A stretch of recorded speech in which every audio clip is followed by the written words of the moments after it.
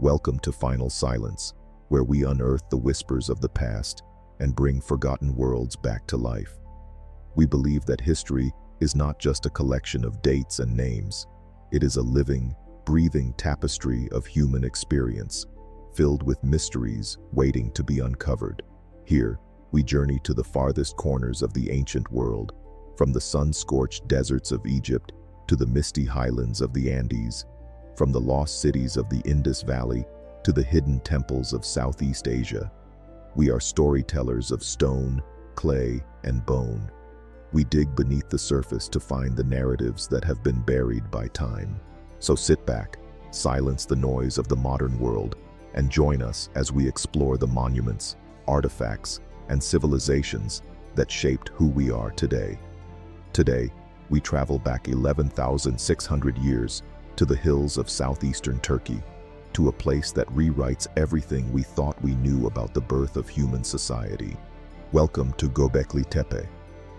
In the southeastern hills of Turkey, near the ancient city of Urfa, lies a discovery that has fundamentally challenged everything we thought we knew about the dawn of civilization.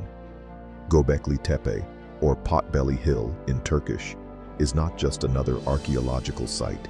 It is a revolution in stone, a temple complex that predates Stonehenge by over 6,000 years and the pyramids of Egypt by more than 7 millennia. Built not by settled farmers, but by hunter-gatherers, this place forces us to ask, what if the desire to build monuments to the divine was the very thing that created civilization itself? In 1994, German archaeologist Klaus Schmidt arrived at this unassuming hill.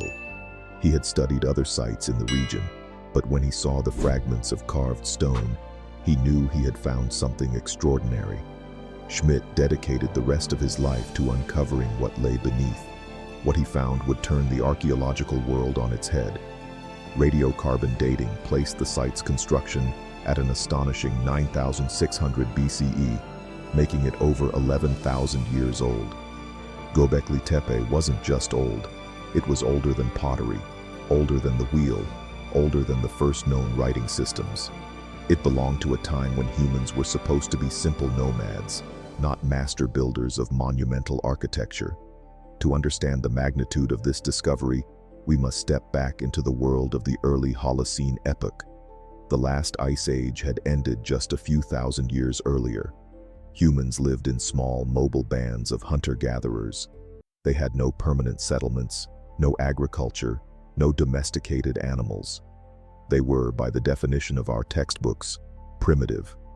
Yet here in the hills of southeastern Turkey, these same primitive people were quarrying limestone blocks, weighing up to 20 tons, transporting them, and erecting them in precise circles.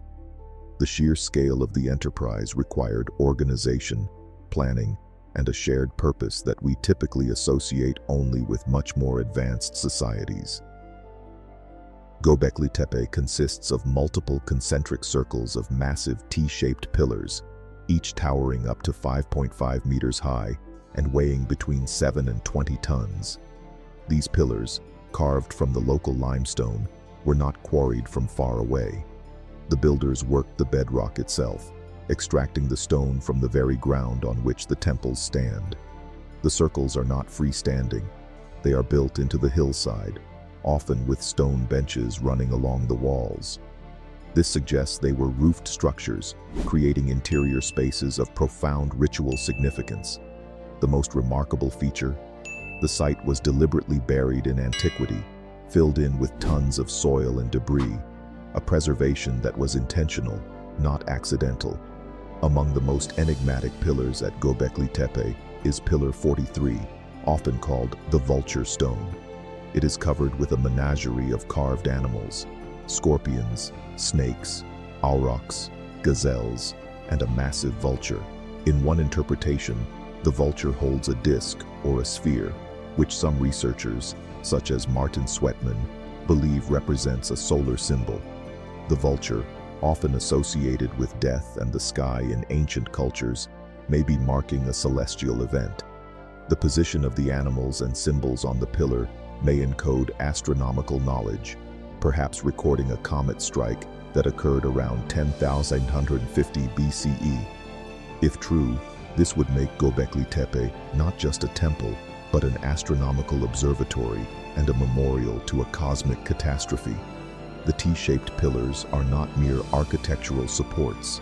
They are anthropomorphic. Each one bears carved arms, hands clasping the front, and what appear to be belts or loincloths.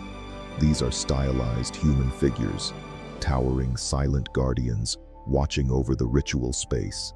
The hands often meet at the navel, a gesture that may symbolize humility, offering, or a connection to the earth. This anthropomorphic quality suggests that the pillars were not just functional, but deeply symbolic, representing ancestors, gods, or a combination of both. They were not just built, they were beings to be revered and communicated with. The walls and pillars of Göbekli Tepe are alive with a stone menagerie. Foxes leap, snakes coil, aurochs charge, and gazelles flee. Birds, especially vultures, play a prominent role. Scorpions and spiders, creatures of the earth, scurry across the limestone. These are not just decorative motifs. They represent a complex symbolic language.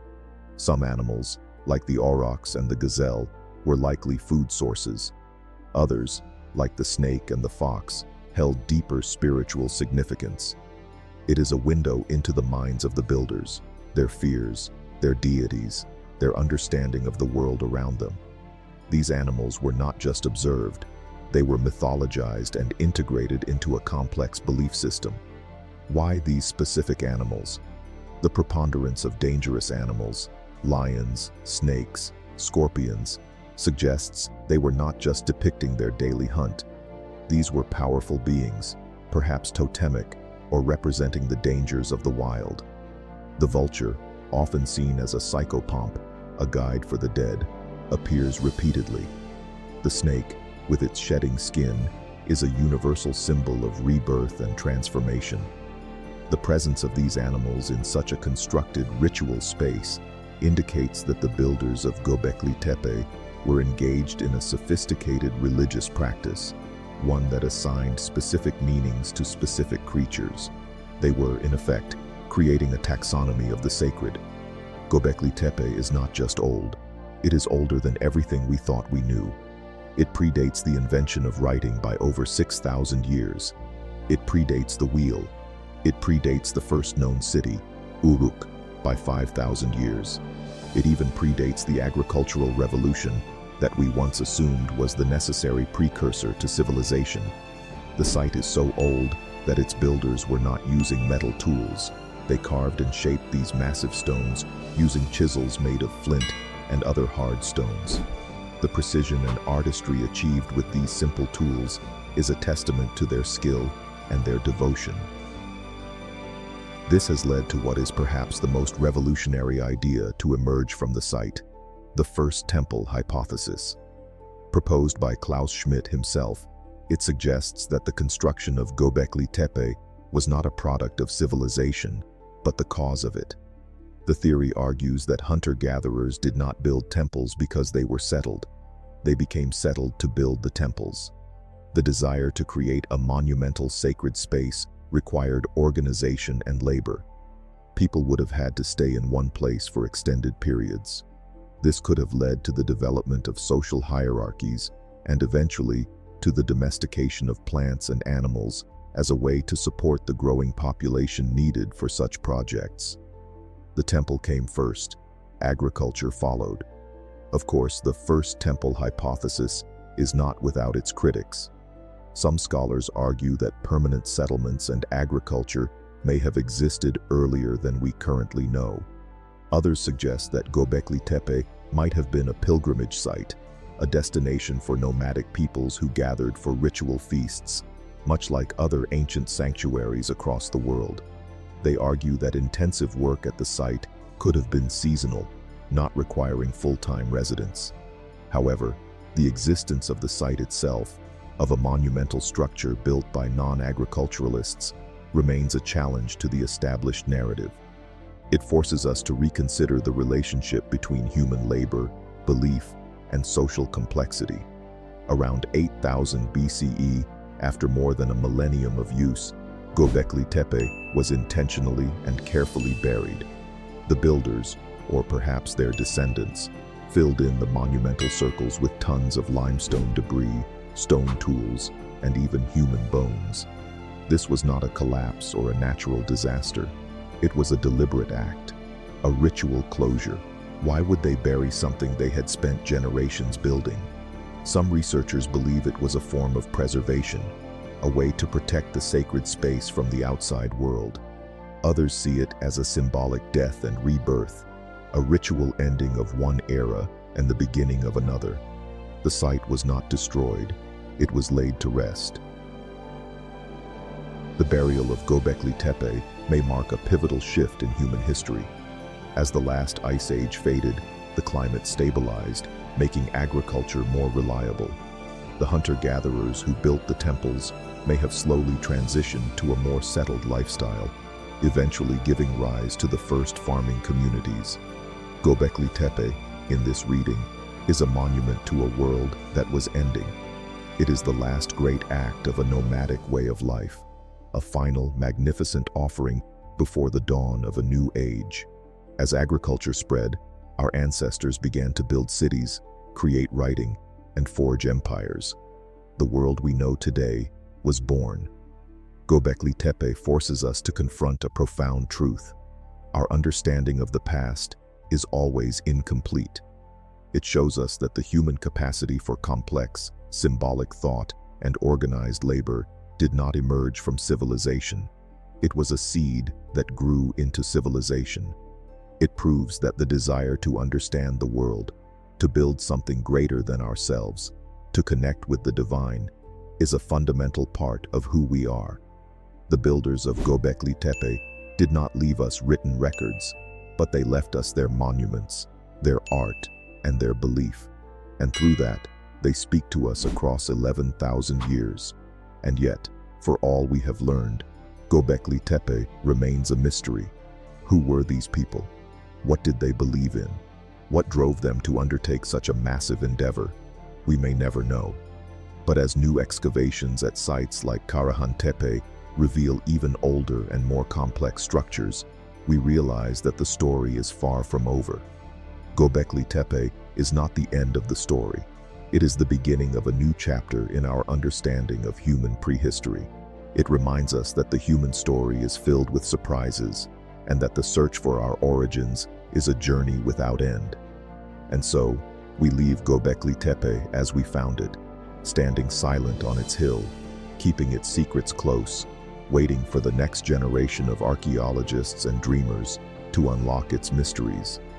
But our journey through the ancient world does not end here. The story of humanity's past is vast, and every stone we turn reveals another layer of wonder. In our next episode, we will venture even further back in time to the dawn of human artistry itself, to the caves of Lascaux in France, where our ancestors left their handprints on the walls of the earth. There, 17,000 years ago, Ice Age hunters painted the animals they hunted, creating a gallery of ghosts that still speaks to us today. We will explore the meaning behind those ancient strokes of pigment, what they tell us about the minds of the first artists, and how they connect us to the very roots of creativity. If you have enjoyed this journey into the deep past, please take a moment to like, share, and subscribe to Final Silence. Your support helps us continue our mission to bring the wonders of ancient history to light. Tap the bell icon so you never miss an episode, and leave a comment below. Tell us what you think about Göbekli Tepe. Could hunter-gatherers really have built something so monumental? We want to hear your theories. Until then, remember, the past is not gone. It is waiting to be heard. And here, in the final silence, we will listen.